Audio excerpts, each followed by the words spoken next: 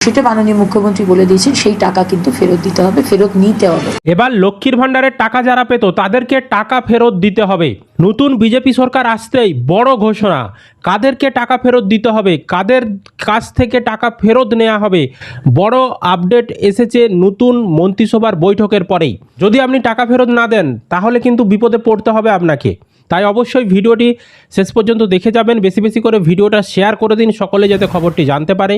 আর এই ধরনের আপডেটগুলো পাওয়ার জন্য চ্যানেলটিকে সাবস্ক্রাইব করে রাখবেন। ফেসবুক থেকে যারা ভিডিওটি দেখছেন পেজটিকে ফলো করে রাখতে ভুলবেন না। চলুন আগে আপনাদেরকে আমি প্রমাণ দেখাবো।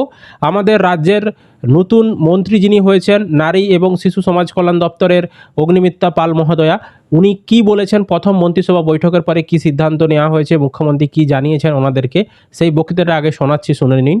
লক্ষ্মী ভান্ডার পেতেন তারাই কি অন্নপূর্ণা ভান্ডারে এনলিস্টেড হবেন নাকি? না, তারাই হবেন এবং এক্সট্রা যারা পেতেন না তাদেরকেও অফকোর্স ইনক্লুসিভ করা হবে। আগের সরকার বা তার আগের সরকারের দেওয়া কোনো যোজনা মাননীয় মুখ্যমন্ত্রী বলেছেন আমরা বন্ধ করছি না, এবং যাদের নামগুলো কাটা গেছে, যারা আমাদের দেশের নাগরিক নন, তারা তো সরকারি যোজনার সুবিধা পেতে পারে না। তো সেটা মাননীয় মুখ্যমন্ত্রী বলে দিয়েছেন, সেই টাকা কিন্তু ফেরত দিতে হবে, ফেরত নিতে হবে। তো দেখতেই পাচ্ছেন এখানে কিন্তু মাননীয় মন্ত্রী অগ্নিমিত্রা পাল মহোদয়া উনি কিন্তু জানালেন যে যারা অবৈধ ভারতীয় নাগরিক বা যারা ভারতীয় নাগরিক নয়, যারা অবৈধভাবে লক্ষ্মীর ভাণ্ডারের টাকা এতদিন পেয়ে আসছিল, তাদের ভেরিফিকেশন করার পর তাদের কাছ থেকে টাকা ফেরত নেওয়া হবে, এরকমটাই তিনি কিন্তু জানালেন। অর্থাৎ এখানে অভারতীয় বলতে কি বোঝাচ্ছে, বা ভারতের নাগরিক নয় বা অযোগ্য বলতে কি বোঝাচ্ছে, ধরুন কেউ একজন মারা গেছে, তার অ্যাকাউন্টে মাসের পর মাস টাকা ঢুকেছে, সেই সমস্ত ব্যক্তিদের কাছ থেকে টাকা ফেরত নেওয়া হবে। এছাড়াও এই যে এসআইআরের পর যাদের নাম বাদ গেছে তারা তো অভারতীয় হয়ে যাচ্ছে, মানে তারা ভারতের নাগরিক নয়, তার মানে তারা অবৈধ হিসাবে এতদিন টাকা নিচ্ছিল, সেটাই বোঝাচ্ছে।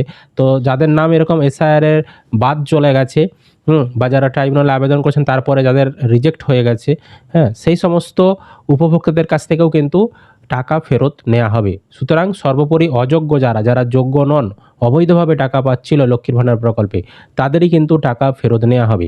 আর যাদের নাম এসআইআরের পর ফাইনাল লিস্টে রয়েছে, যারা বৈধ ভারতীয় নাগরিক, তাদের কাছ থেকে কোনো টাকা ফেরত নেওয়া হবে না। সুতরাং আপনাদের ভয় পাবার কিছু নেই। যারা অবৈধ, যারা অযোগ্যভাবে পাচ্ছিল টাকা, যাদের নাম এসআইআরের পর বাদ চলে গেছে, একমাত্র তাদের কাছ থেকেই টাকা ফেরত নেওয়া হবে। তো এই সিদ্ধান্তটি আপনাদের কেমন লাগলো অবশ্যই কিন্তু কমেন্ট করে জানাবেন। আর বেশি বেশি করে ভিডিওটি শেয়ার করে সকলকে জানতে সাহায্য করবেন। এই ধরনের তথ্যমূলক আপডেটগুলি পাওয়ার জন্য আমাদের এই চ্যানেলটিকে সাবস্ক্রাইব করে রাখবেন। ফেসবুক থেকে যারা ভিডিওটি দেখছেন পেজটিকে ফলো করে রাখতে ভুলবেন না।